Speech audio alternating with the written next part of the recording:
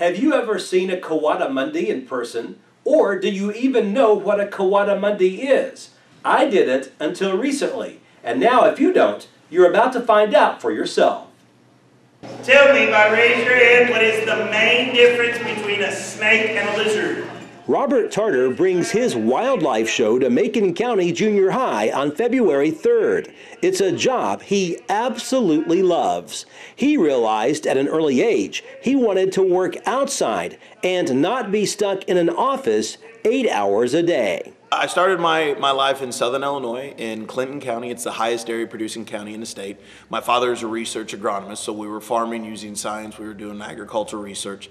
I love working with cattle. I love them. The problem is doing a dairy, it's 7 days a week. If you could have one day off, I would have done that. So my mind and my training, led me to go into college and start finding a career where I can be around the wildlife. Is more than, our livestock issues. It was just, I was more attracted to them.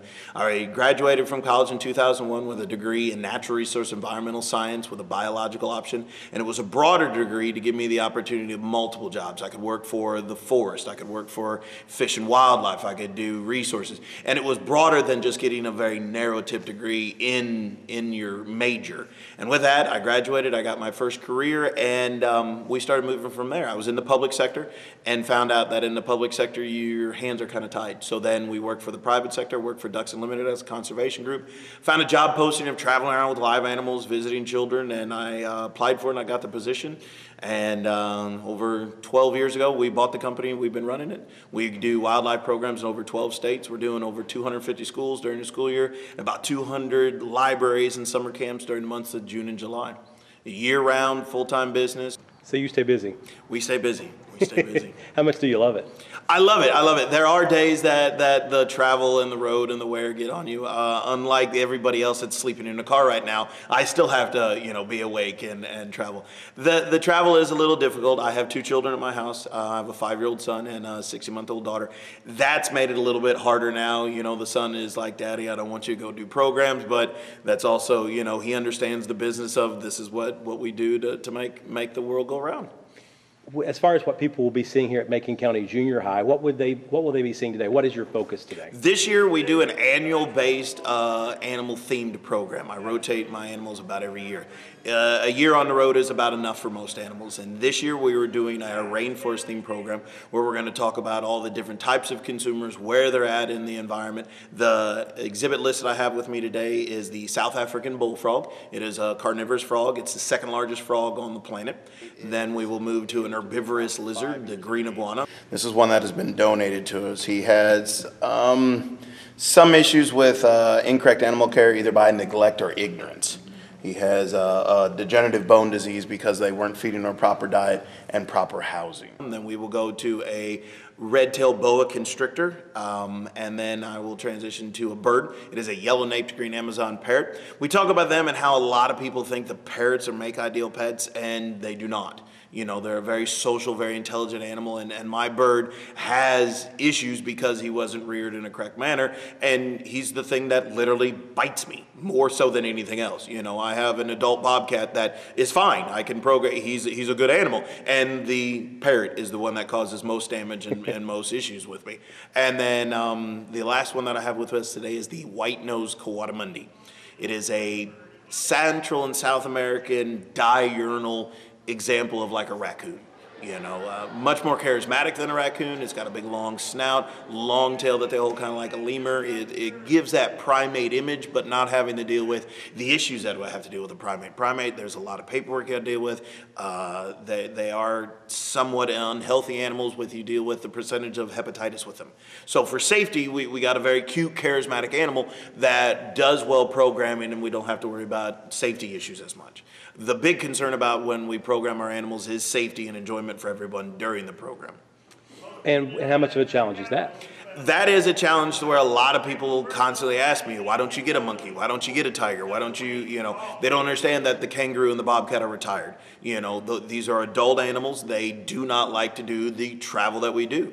We're doing 6-7 days a week on the road sometimes, and they get tired. And when a wild animal gets tired and gets a little frustrated, gets stressful, it's not a conducive environment. I can still load them up, but I don't want to have to control them as hard during a program as I like it. I like it when they just walk around. We've been doing programs here with Macon County. They've seen how the animals interact here in the auditorium. So we like good, calm animals. And finding an exhibit list to work with the theme that we is a little daunting at times. Like we were ready to purchase a three-toed sloth for this year's rainforest program, and then I finally did enough research to realize that the amount of travel that I do would cause too much stress for an animal. A sloth does very well in a static environment where it does move. The traveling would be too stressful for it. So we just have to figure out what works and doesn't work. When I'm finally here at a location and set up, that's where the fun gets. You know, that's where I get to talk, I get to have the jokes and teaching people. It's in this world that we live in, people nowadays are stuck on, you know, electronics, they're stuck on their phones, they're stuck on the computer, they're stuck on the TV. To have people put that down and have a moment. One of my favorite moments always was a child, you know, getting to have a moment in conversation, just making eye contact with it. The kangaroo is a very charismatic animal, and having children that, you know, have only ever seen it in a book, you know, be able to do it. To have the kangaroo locomote, you know, hop around the auditorium, have the bobcat play around on the stage, you know, having that moment is where it's at. The travel is difficult, but that's just part of it. And the other part, unfortunately, I was just helping some high school students in my local town. They were doing a report on my career for the writing class, and they asked, what is a big hassle now that I didn't think? And it's the permitting, the office work, the paperwork side of it is very, very frustrating, which is one of the wonderful things about my wife being our own counsel, our own attorney, is you turn it over to that. And attorneys call other attorneys, and a lot of, you know, the extra stuff gets cut out on that one. But the paperwork and the permits was one part that I didn't think was going to be as bad. And it's one of these things with regulation, it's only going to get worse, you know, as the career goes. You said you change themes every year. Do you know what you're going to be doing next year? Next year we will be bringing a desert-themed program. The lineup is always kind of, we got to see who's doing what, who's breeding, who's not breeding, things like that. But some of the highlights that we're going to be probably having for next year will be a Gila monster. It is one of two venomous lizards in North America. We will be bringing our Harris hawk, which is an amazing social raptor found in the desert Southwest, and there, with pretty good probability, we will be having our repeat of a red kangaroo. So next year, you know, if everybody wants to come out, the red kangaroos are a very common one. We'll put them on a diaper and let them hop around the auditorium, you know. Do you see yourself doing this until you retire? Yes, I see myself doing this till I retire. When retirement happens, I don't know. I have, like I said, a 5-year-old son and a 16-month-old daughter.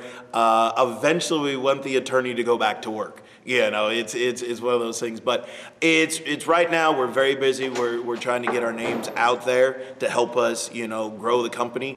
To learn more about Robert Tarter's company, log on to his website. It's www.nhecm.com. Reporting in Lafayette, Barry Hyatt, NCTV. Wrong, that's the second stage.